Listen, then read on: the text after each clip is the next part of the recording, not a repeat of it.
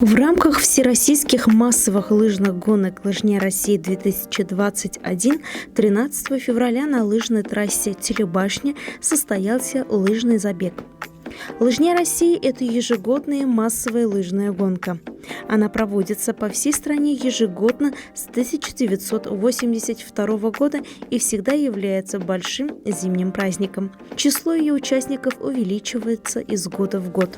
Любители зимнего активного отдыха стартовали, чтобы помериться силами в гонках на разные дистанции.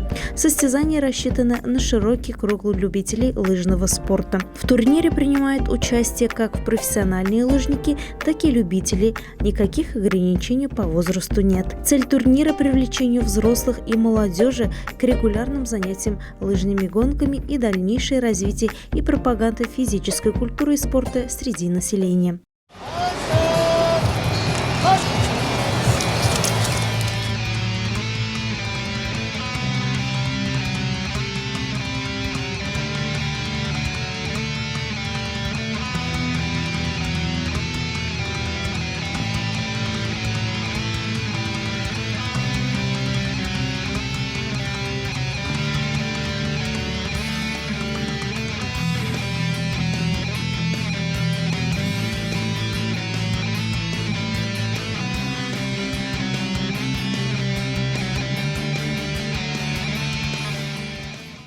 По итогам состязаний в своих возрастных категориях стали победителями Венер Фатхлисламов, Ингиль Хабиров, Илюса Хуснудинова, Лилия Фатхлисламова, Константин Абкаликов, Вильнур Фазылов, Виктория Камалиева, Амелия Гафурова.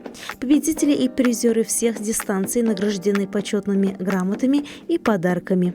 Кроме того, грамотами были отмечены самый юный участник соревнований Тагир Фатхлисламов и победитель в номинации «Самый взрослый участник соревнований» Альберт Авсахов.